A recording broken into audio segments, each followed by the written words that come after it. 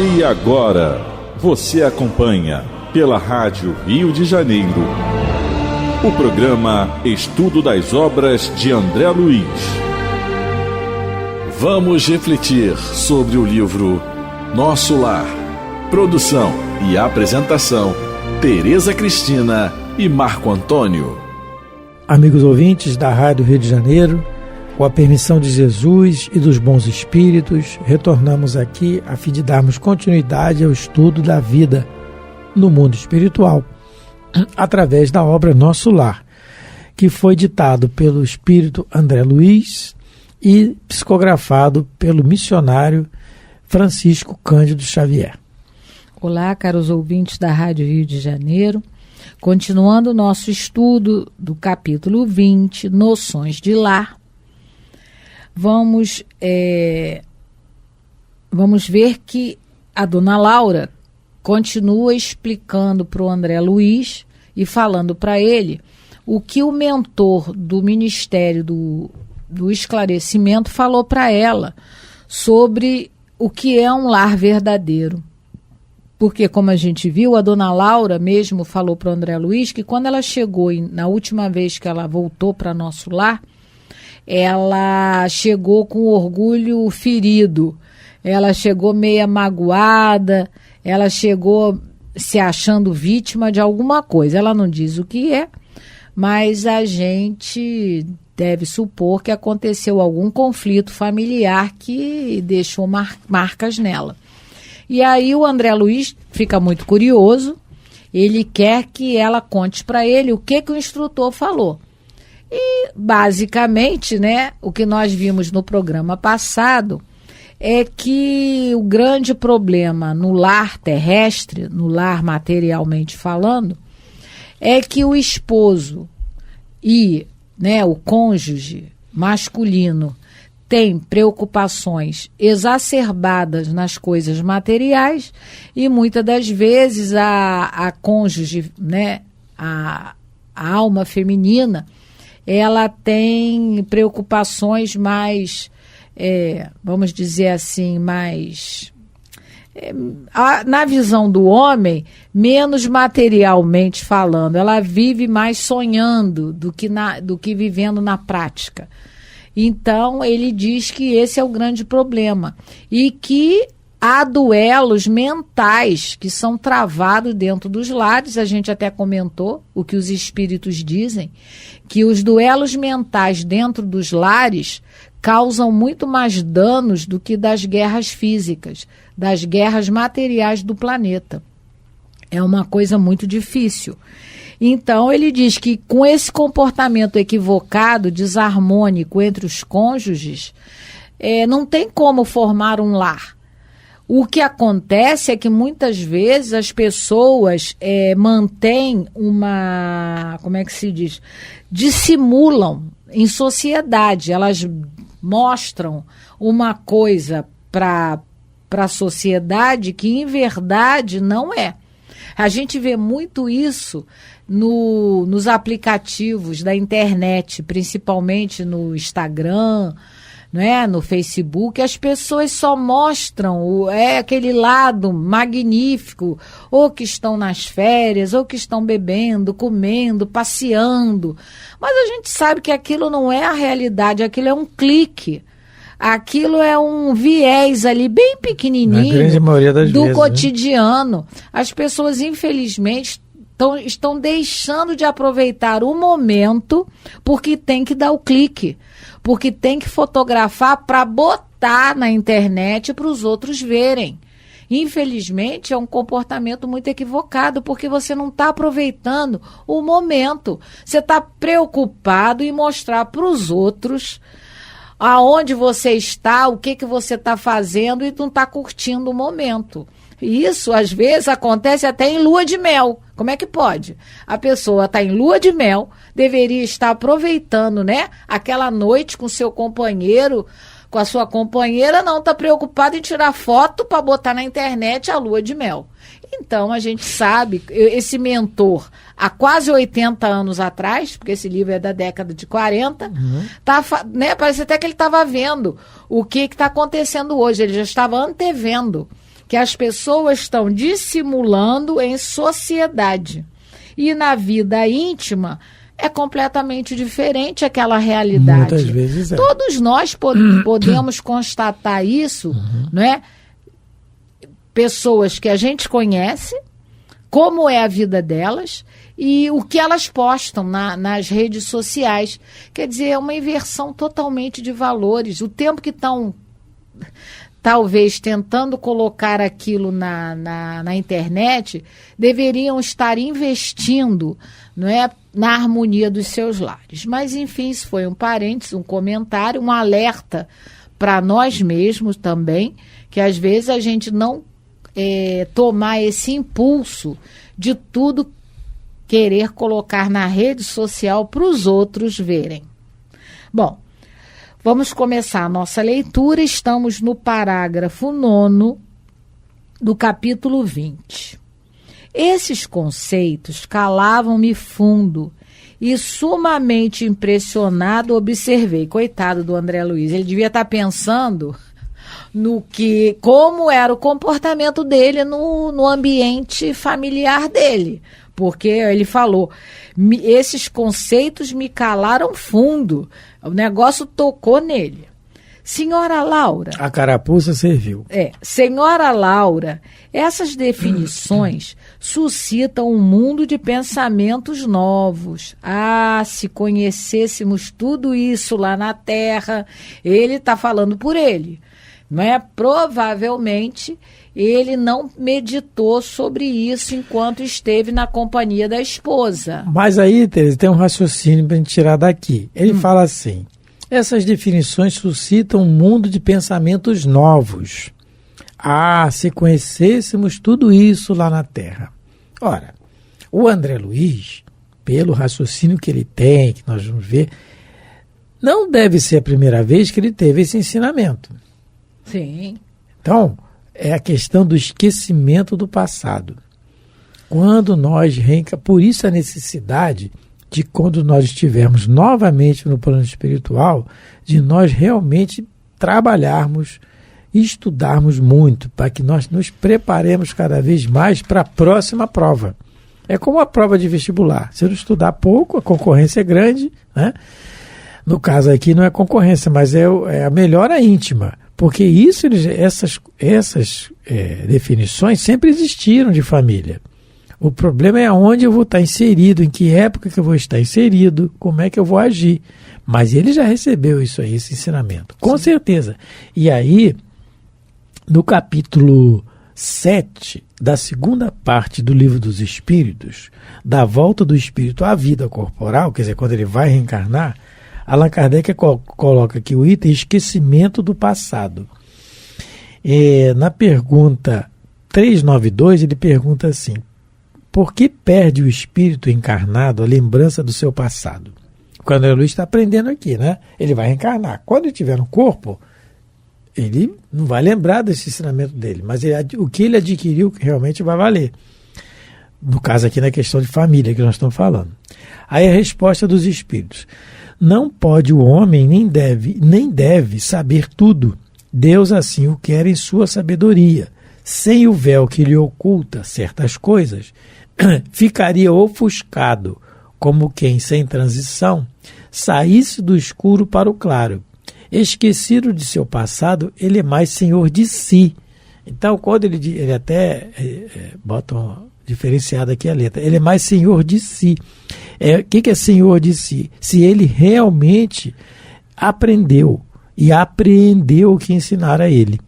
Aí somos todos nós, porque é isso que ele está falando aqui. Se conhecêssemos lá na Terra. Mas ele já conhecia. Esse aprendizado, com certeza, ele já teve. Só não botou em prática. Porque aqui no caso é o lar, mas em todos os setores, todas as situações somos nós, né? Uhum.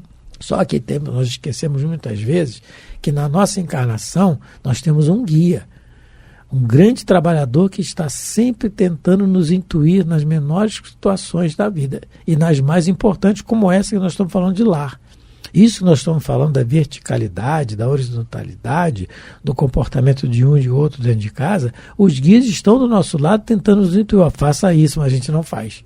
A gente até pensa, esse pensamento que vem entre nós é o guia. E a gente não faz. Olha, na pergunta seguinte, a 393, um comentário dos espíritos, ele diz assim a Kardec: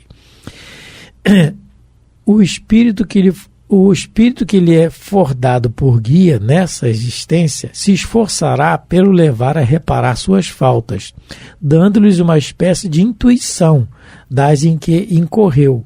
Tendes essa intuição no pensamento, no desejo criminoso que frequentemente vos assalta e a que instintivamente resistis, atribuindo as mais das vezes essa resistência aos princípios que recebestes de vossos pais, quando é a voz da consciência que vos fala.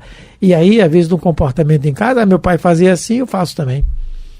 Minha mãe fazia assim, eu faço também. Mas o guia está ali, com certeza, tentando nos intuir de qualquer maneira, mas a gente barra, pelo nosso comportamento. Então, isso que ele está dizendo aqui, se conhecêssemos lá na Terra, novamente ele pode falar isso de novo na próxima existência, se o comportamento dele... Se ele não aproveitar, não é? E aí ela responde: questão de experiência, meu amigo, replicou a nobre matrona. O homem e a mulher aprenderão no sofrimento e na luta. Então ela está dizendo para ele o seguinte: a evolução não dá saltos. Não tem como. A lei de progresso, como o nome diz, é progressiva, é par e par. Não tem como a gente adiantar a nossa evolução se não experimentar. Porque a gente só faz o aprendizado verdadeiro quando a gente consegue fazer várias vezes bem feito. Então, enquanto a gente não fizer bem feito alguma coisa, quando alguma coisa em nós não se tornar virtude, a gente vai ter que repetir. Então, o que a dona Laura está dizendo para ele? Resumindo, a gente não vai conseguir dar pulos, dar saltos na nossa evolução. É devagar. A evolução, ela é para todos, igual. Uns podem adiantar um pouquinho mais, né? Se tomar boas resoluções. Os espíritos dizem isso. Se a gente realmente encarnar com a boa vontade e tomar as resoluções certas, a gente vai conseguir cumprir mais rápido a nossa evolução. Caso contrário, a gente pode fazer essa nossa evolução em marcha e contramarcha, né? Anda para frente, anda para trás, anda para frente, anda para trás. No final está estacionado porque não saiu do lugar. Isso pode acontecer, a gente não retrograda, mas pode estacionar. Então, a gente errou, tem que corrigir.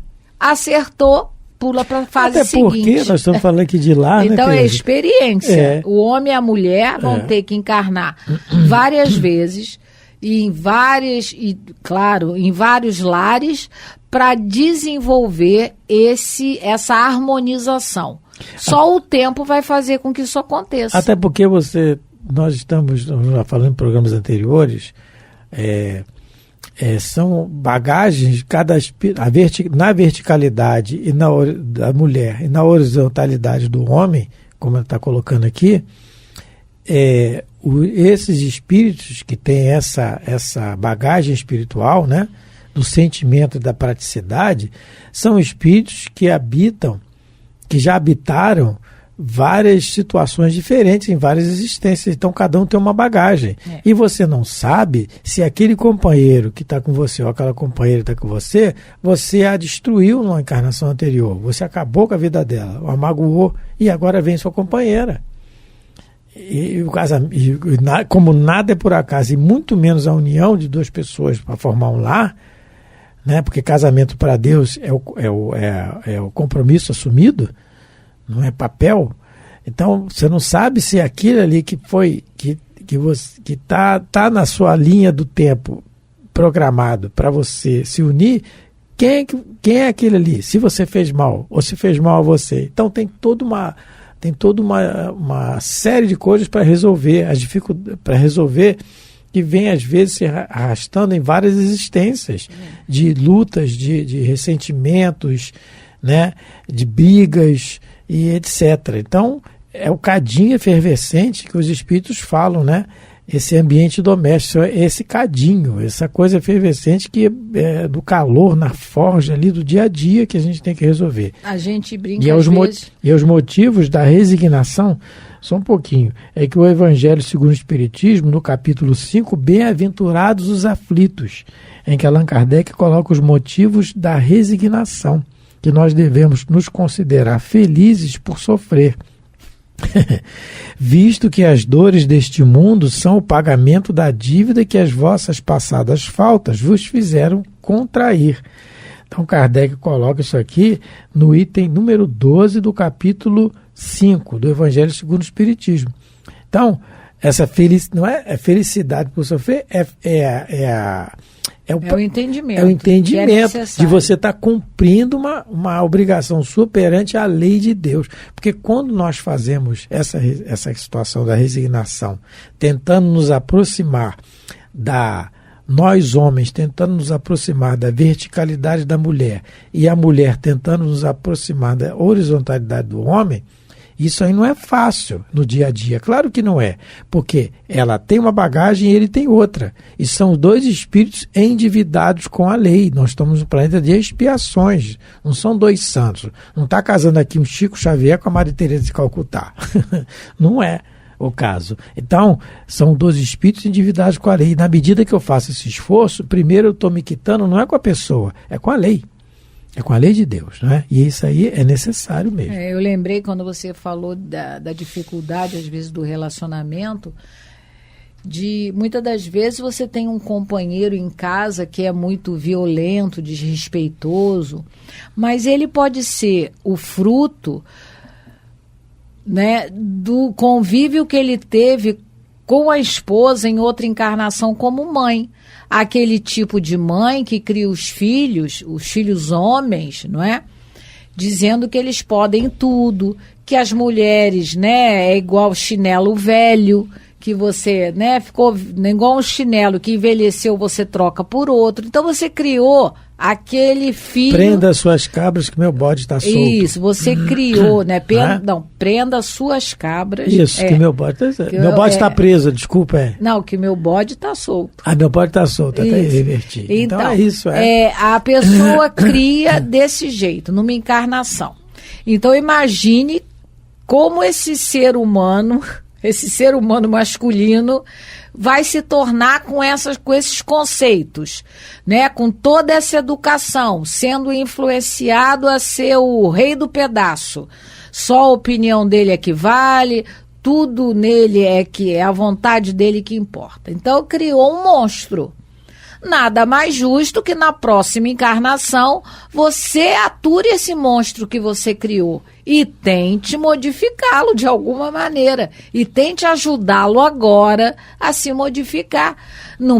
Isso não é a justiça divina, não é? Isso é Deus na sua justiça, colocando lado a lado aqueles que precisam conviver. Então essa mãe de ontem agora vai vir no novo relacionamento, porque a gente já sabe que todos nós trocamos de papéis nas encarnações. Ora são papéis, né?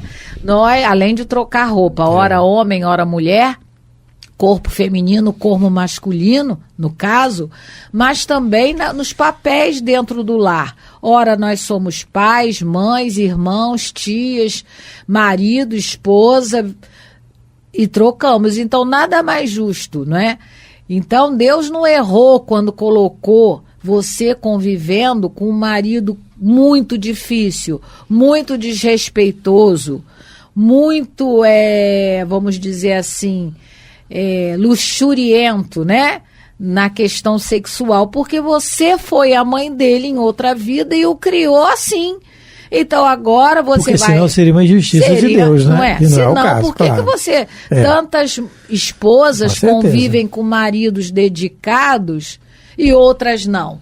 Se não tiver a reencarnação para explicar certos convívios dentro do lar, fica muito difícil acreditar que existe uma força divina coordenando tudo. Parece que está tudo né, ao acaso. Parece que Deus joga dados e ele não joga. O caos só existe, muitas das vezes, na nossa sociedade, que ainda é uma sociedade não civilizada. Tereza, o que você está falando... Mas para Deus, não. O que a Tereza falou, o Emmanuel fala aqui no livro Religião dos Espíritos, no capítulo 8, o título da página é Cadinho. Ele fala da família. E na crise inesperada, imploramos nós mesmos retorno e readmissão nos cursos de trabalho em que se nos demandaram a deserção e a falência, a fim de ressarcirmos os débitos que os homens não conheceram, mas que vibram obcecantes no imo de nossas almas, que nós muitas vezes conseguimos esconder as falcatruas da sociedade, mas para Deus não. Aí na hora de reencarnar é assim. Aí ele continua: é assim que voltamos ao cadinho fervente da purgação, retomando nos fios da consanguinidade a presença daqueles que mais ferimos, para devolver-lhes em ternura e devotamento os patrimônios dilapidados, rearticulando os elos da harmonia que nos ligam a todos, na universalidade da vida perante a lei. Então, reverenciamos desse modo no lar humano não apenas o templo de carinho, mas igualmente a rude escola da regeneração, em que retomamos o convívio dos velhos adversários que nós mesmos criamos. O Divaldo conta aquela história muito interessante de um amigo dele, depois se tornou amigo, começou a frequentar a Mansão do Caminho. A história da Cibele, Celso e Cibele. É a história muito interessante, é justamente o exemplo do que o Emmanuel está colocando. Tem no YouTube essa palestra, eu acho. Eu acho que tem. Mas, para resumir, o senhor tomou conta de um afilhado, mas em vez de tomar conta direito, ele explorou esse afilhado. E esse afilhado morre jovem de tuberculose por causa de muito trabalho, né? No mundo espiritual, o rapaz resolve se vingar. Como ele não tem acesso ao senhor, ele começa a obsediar a filha desse senhor. E ela chega lá na Mansão do Caminho, lá no Centro Espírita Caminho da Redenção. Porque tinha mediunidade, né? Ela chega com camisa de forças. E o Divaldo consegue, naquela época, e o Divaldo consegue observar que ela está sendo subjugada por um espírito. Esse espírito conta a história, depois de muito tempo, depois de muita conversa em reunião mediúnica, ele conta a história que ele foi prejudicado por esse senhor. Bom, o que acontece é que ele vai reencarnar. Um dia ele avisa o Divaldo: eu vou reencarnar e vou reencarnar por ela. Eu vou ser filhinho dela e neto, e que Deus me ajude a perdoá-lo. E esse senhor, que passou a ser frequentador lá do Caminho da Redenção, lá no Divaldo, ele fala, quando o menino nasceu, ele fala: eu vou abrir uma poupança para o menino, porque ele queria dar dinheiro, lógico, ele lesou ele materialmente, e ele começou a botar dinheiro na caderneta de poupança, e ele falava pro Divaldo: tá pouco, Divaldo, bota mais. Bota mais, bota mais. Só que o garoto, ele chegava pro Divaldo e falava assim: Divaldo, tem hora que ele me chuta, me morde, me bate, claro. Faço tudo por ele, Divaldo. Mas será?